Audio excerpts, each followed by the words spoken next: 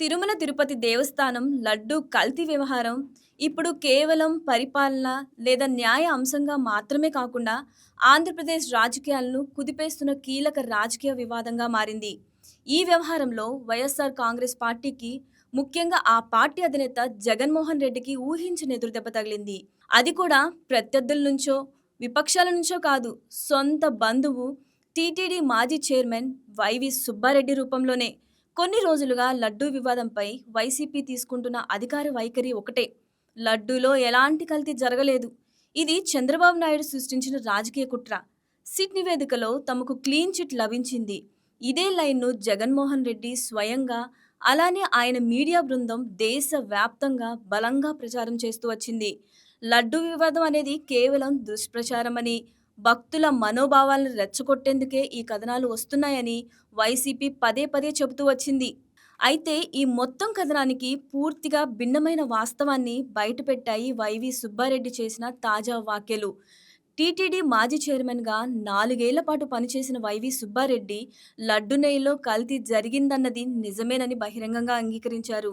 SIT నిర్ధారించిన అంశాల్లో వాస్తవం ఉందని, కల్తీ జరగలేదని పూర్తిగా తోసిపుచ్చలేమని ఆయన చెప్పుకొచ్చారు. ఈ ఒక్క మాటతోనే ఇప్పటి వరకు వైసీపీ కొనసాగిస్తున్న మొత్తం డిఫెన్స్ వాదన కూలిపోయినట్టయింది. ఎందుకంటే ఇప్పటి వరకు జగన్మోహన్ రెడ్డి చెప్తున్నది ఒకటైతే, వైవి సుబ్బారెడ్డి చెప్తున్నది మరొకటి. సిబిఐ ఆధ్వర్యంలోని సిట్ సమర్పించిన ఛార్జిషీట్లో చాలా స్పష్టమైన అంశాలు ఉన్నాయి. ప్యూర్ ఆవు నెయ్యికి బదులుగా రసాయనాలతో తయారు చేసిన సింథటిక్ నెయ్యి, పామాయిల్తో పాటు ఇతర నూనెల మిశ్రమాన్ని లడ్డు తయారీలో ఉపయోగించినట్టు విచారణలో తేలింది. అయితే వైసీపీ ఈ అంశాన్ని మరో కోణంలో ప్రజల్లోకి తీసుకెళ్లేందుకు ప్రయత్నించింది. జంతువుల కొవ్వు కలవలేదు కాబట్టి కల్తీ జరగలేదన్న వాదనను ముందుకు తెచ్చింది. దీంతో ప్రజల్లో గందరగోళం సృష్టించే ప్రయత్నం జరిగింది.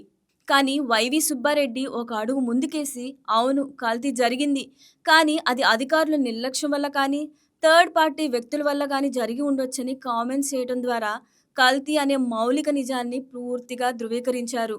ఇక్కడే అసలు సమస్య మొదలైంది. జగన్మోహన్ రెడ్డేమో కల్తీ జరగలేదని చెప్తున్నారు, వైవి సుబ్బారెడ్డి మాత్రం కల్తీ జరిగిందని, కానీ తమ ప్రమేయం లేదంటున్నారు. ఈ రెండు వాదనలు కలిస్తే బయటపడింది ఒక్కటే: అది వైసీపీ ద్వంద్వ వైఖరి. ఇది రాజకీయంగా జగన్కు మింగలేని, కక్కలేని పరిస్థితిని తెచ్చిపెట్టింది. ఇప్పటి వరకు వైసీపీ తరపున నిర్దోషత్వం ప్రచారం చేస్తున్న ఆ పార్టీ మీడియా కూడా సీనియర్ నేత చేసిన వ్యాఖ్యలతో పూర్తిగా డిఫెన్స్లోకి వెళ్లిపోయిన పరిస్థితి కనిపిస్తుంది. ఇకపై లడ్డూలో కల్తీ జరగలేదని చెప్తే వైవి సుబ్బారెడ్డి మాటలే ఆ వాదనను ఖండిస్తాయి.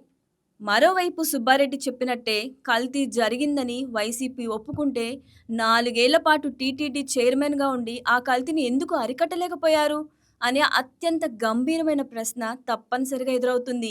రాజకీయ వర్గాల విశ్లేషణ ప్రకారం వైవి సుబ్బారెడ్డి చేసిన వ్యాఖ్యలు వైసీపీకి ఒక పెద్ద సెల్ఫ్ గోల్గా మారాయి. ప్రస్తుతం వైవి సుబ్బారెడ్డి తీరుపై జగన్మోహన్ రెడ్డి తీవ్ర అసహనంతో ఉన్నారని సమాచారం. పార్టీ లైనును దాటి ఇలాంటి వ్యాఖ్యలు చేయడం వల్ల ప్రభుత్వంపై విమర్శలు చేసే అవకాశం పోయి, రివర్స్లో వైసీపీనే దోషిగా నిలబెట్టాల్సి వచ్చిందన్న భావనలో జగన్మోహన్ ఉన్నట్టు తెలుస్తుంది. తిరుమల లడ్డు అనేది కేవలం ఒక ప్రసాదం కాదు, కోట్లాది భక్తుల విశ్వాసంతో ముడిపడి ఉన్న అంశం. అలాంటి సున్నితమైన విషయంలో నిజాలు ఒక్కొక్కటిగా బయటపడుతున్న కొద్దీ వైసీపీ రాజకీయం మరింతగా డిఫెన్స్లోకి వెళ్ళిపోతుంది.